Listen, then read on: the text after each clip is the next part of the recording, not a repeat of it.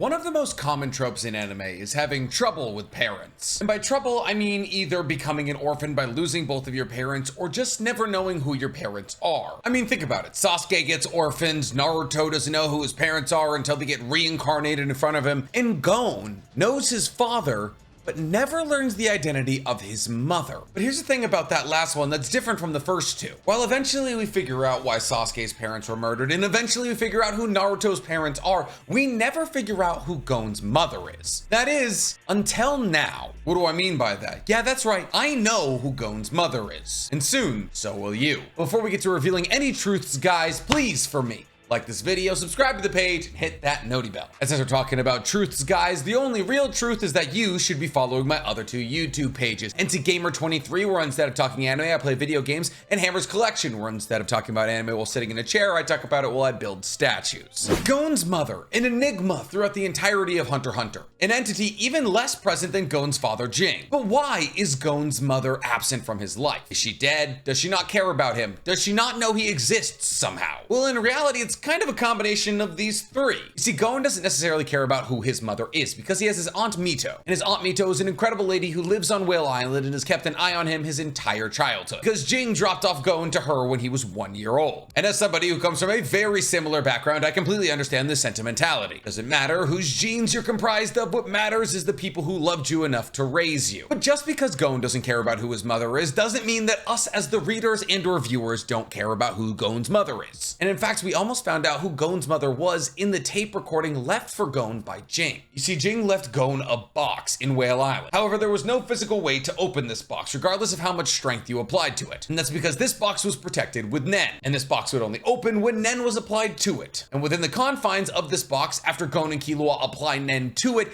is a ring, a save card, and a tape. Now, the ring and the save card are for Greed Island, and Greed Island is a very important topic when talking about who Gon's mother might be. But for the moment, we're talking about the tape. See, in this tape, Jing congratulates Gon for being able to open the box. And Lucy tells him about Greed Island and how he's gonna have to go through it in order to find Jing. But at the end of the tape, Jing says, "And about your mother," at which point Gon pauses the tape. This tape then destroys itself and also isn't allowed to be copied because there's Nen applied to it. Therefore, this tape will never technically reveal who Gon's true mother is, which has led people for years to theorize about who Gon's true mother could be. But those theories end today. Because while some people theorize that Jing seduced Netero's only daughter and had a child with her and that's why Gon is so powerful, or that Jing and Pariston had a fling and somehow created a child, or in reality Aunt Mito has been lying about Jing and hers relationship and she is actually his real mother, none of those theories are correct, unfortunately. Though I am partial to the Netero's daughter one. The true answer to who Gon's mother is lies within Greed Island. Listen, there's a reason that this tape came with the save card in the ring. Why would the identity of Gon's mother be on this tape talking about Greed Island with other Greed Island items? It draws a clear connection between those two items in the information displayed on the tape. But what about Greed Island? Is his mother one of the people that built Greed Island with Jing? Did Jing somehow knock up one of the NPCs on the island and create Gon? Or is it something significantly more convoluted and confusing? Yeah, it's the last one. You see, before we talk about this theory, we have to talk about Greed Island and its creation as a whole. Greed Island is a physical island located off the coast of the Bergerose Union, and it is an absolutely tiny and, before Jing, uninhabited island. However, Jing wanted to make this a Nen paradise for hunters all across the world. He wanted to create a real-life game where Nen abilities had to be used in order to win. To a small degree, this was kind of his life's work. See, Jing's truest grand life goal is to master Nen completely. And while he's mastering Nen completely, he also wants to restore ancient artifacts to their original beauty. Jing is obsessed with life and the adventure that comes with it. So he wanted to make a place where adventure was inherent. However, Jing didn't just cover the island in jungle gyms, he did a lot more. You see, on Greed Island, basically everything revolves around cards. And there's 3 different types of cards. Well, technically 4. There are specified slot cards, of which there's only 100. These are items with high rarity and high usefulness. And in order to be crowned the victor of Greed Island, you actually have to collect all 100 of these cards. You'll actually have to collect 99, and after you collect 99 cards, an event is triggered that is a competition for the 100th card. Outside of those 100 specified slot cards, there's also 40 spell cards. These spells can be anything from a teleportation to stealing somebody else's cards. And then lastly, there is free slot cards. These cards are quite literally anything on the island. You cut down a tree, you can turn it into a card. You pick up a rock, you can turn it into a card. And then the pseudo fourth type of card is the Game Master only cards. Like the card used by Razor when the Phantom Troop just took a boat to the Greed Island island. Cards like this are able to overwrite the rules of Greed Island. But here's the thing, anything that can turn into a card was created using Nen. That is to say, every single monster, sword, item of armor, everything on that island that you can then create into a card was created using Nen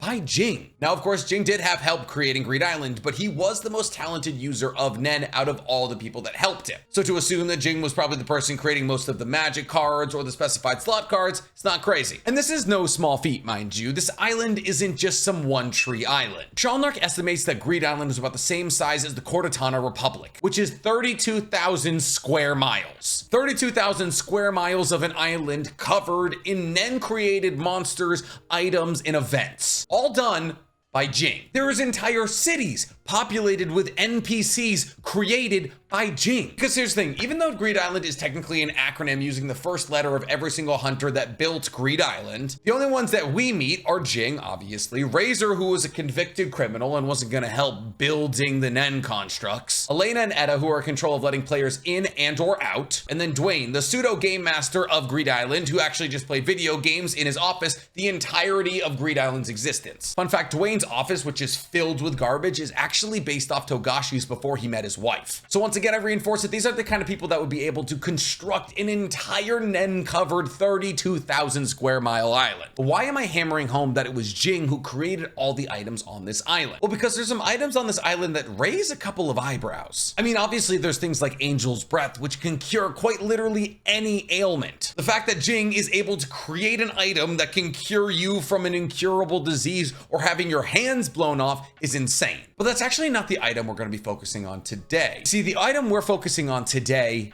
is the Pregnancy Stone. You see, the Pregnancy Stone is designated rank S10, meaning that its overall difficulty to acquire is second from the highest and that it can only be transformed 10 times. In terms of numbering for the 1 to 100 designated slots, it's number 7. But what is the Pregnancy Stone really? Well, the card effect reads that you have to carry a 7-pound stone on you for an entire month, and on the 31st day, you will become pregnant. This card even reads, it doesn't matter if you are male or female, as long as you carry this 7-pound stone on you for 30 days, you will become pregnant. You can even go so far as to choose the sex of your baby, because there is both a female stone and a male stone. So if you carry the male stone for 30 days as a male or a female, you will become pregnant on the 31st day. Now, why am I bringing this up? Am I implying that this is how Gon was born? Well, actually, yes, I am. But who carried this pregnancy stone in order to make Gon? Well, that would be no other than Jing. Because otherwise, from a content continuity standpoint, why would Togashi feel the need to write male or female doesn't matter when it comes to this pregnancy stone? It's not like this item plays a necessarily large role in the grand scheme of Greed Island. It's simply just a card that's acquired. Could have just left this card as if you carry a stone for a month, you will become pregnant. But to purposely add in the caveat that your sex does not matter and you will become pregnant regardless kind of raises some suspicion. Here's the thing, I can hear you. You're saying, Well, why would Jing do this to himself? and that's a good question. Basically, there's two ways that people approach the answer to this question. The first is that Jing is a game developer, and games that are being developed need to be tested. And while a lot of the things that these assigned slot cards do is pretty outlandish, getting a man pregnant is pretty much the most outlandish. Men don't have organs to grow children, let alone birth them. So it's a possibility that Jing, wanting to see just how far he could stretch his own Nen abilities to create outlandish things, tested the pregnancy stone on himself. And this would align with Jing's greater goals, trying to see how far he can push his Nen abilities in order to truly master Nen. The second theory is probably more realistic. You see, Jing isn't what most would call sociable. He spent the majority of his childhood trying to push Aunt Mito away, and the only people he has any real connection with have been Kite and Gon, and well, he abandoned both of them. Even the game developers that helped him build Greed Island, he left at Greed Island. So what am I implying here? Well, maybe Jing wanted a child, but couldn't find anybody to have one with him. Or even better, simply just wanted a pseudo clone of himself. See, obviously Jing did abandon Gon, but he didn't abandon him in the sense that he never wanted to see him again. He abandoned him in the sense that he wanted Gon to become very strong and didn't have the time to teach him that. This is why he built things like Greed Island and trained people like Kite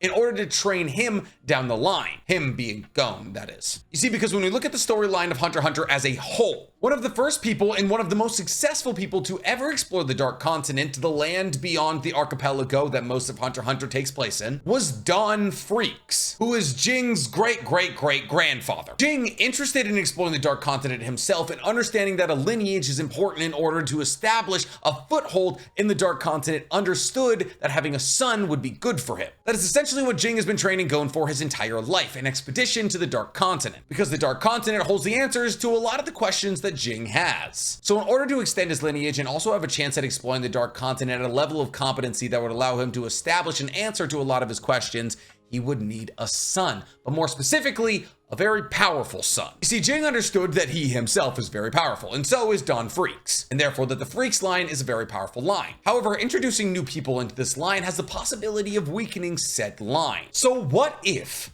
Jing was able to essentially clone himself? Because if you use this pregnancy stone, there's no other genetic DNA being entered. Therefore, the only genetic DNA being used to make this child would be the genetic DNA of the person who is pregnant, implying that any child birthed through the pregnancy stone is gonna be basically a clone of the person who used the stone, with one important distinction. The other parent in this situation is basically Nen. Yeah, that's right, because this card, the pregnancy stone, was created using Nen. And therefore, the parents in this situation would be a Nen user and Nen itself to create a child. And if that parent was an incredibly talented Nen user and the other parent was just Nen, well, that has a good chance of making the child itself incredibly talented in Nen use, which explains Gon's unnatural affinity to Nen in Nen control. You see, both Gon and Killua were able to master Nen at a superhuman rate, a rate that blew Hisoka and Wing and basically anybody else who came into their paths out of the water. Gon effectively went from somebody who couldn't use Nen to somebody who could use Nen to kill Meruem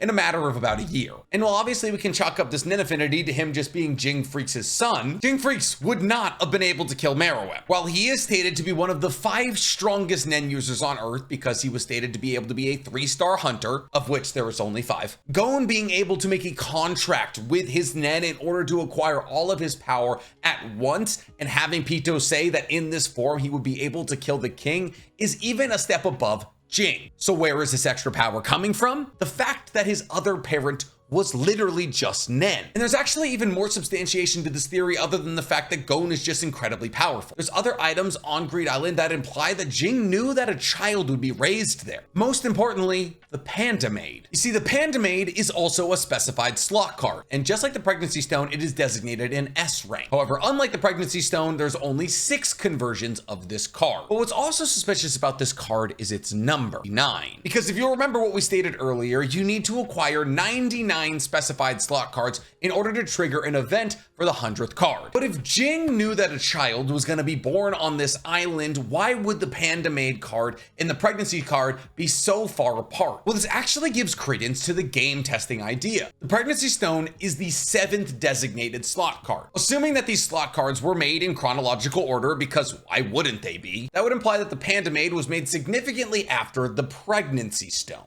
Because while Jing is a Nen genius, he didn't make all of these cards in one day. He even states that making Greed Island took him years. So why would an endangered panda species that loves to cook, sew, and look after young human children be made so late in the game? Unless, of course, this card was made in order to keep an eye on Gon while Jing finished up Greed Island. And there's a couple of pieces of evidence that point towards this absolutely being the case. 1, the baby that the Panda Maid is swaddling on the card has black hair and is swaddled in a green swaddle. Green is the color that Gon wears the entirety of the show, and he has black hair. If that's not enough evidence for you, there's also the fact that Gon was born in 1987, and that is also the year that Greed Island came out, implying that more likely than not, Gon was born in Greed Island. We actually know that Gon had gone to Greed Island as an infant because his name was already in the registry. Gon realized this as he entered Greed Island and just thought that, oh, Jing must have brought me here when I was a baby. And therefore people make the misconnection that Gon was brought to Greed Island and not just simply born there, because it's not like Gon knows. And if you think about it, it makes perfect sense. Jing held the pregnancy stone for 30 days and on the 31st day became pregnant with Gon. He then, upon having Gon, wasn't done building Greed Island, so he created the Panda Maid. The Panda Maid raised Gon until Greed Island was done. And with Greed Island done and Jing now having a descendant, Jing felt as though he had to make this child strong. Knowing that he was created with his genes in just straight Nen, he knew that this child would be a genius, and therefore wouldn't have to worry about raising him himself, and therefore gave the child to Aunt Minta, so Jing could continue to get ready for his eventual trip to the Dark Continent. So yes, Gon's mother is just Jing. Or a stone, I guess it depends how you look at it. And that's it, guys, the true identity of Gon's mother. Do you guys agree with this theory? If you do, tell me in the comments below, and while you guys are down there, please, for me, like this video, subscribe to the page, and hit that noti bell. Listen, I'd let a stone knock me up if it meant my child was Gon.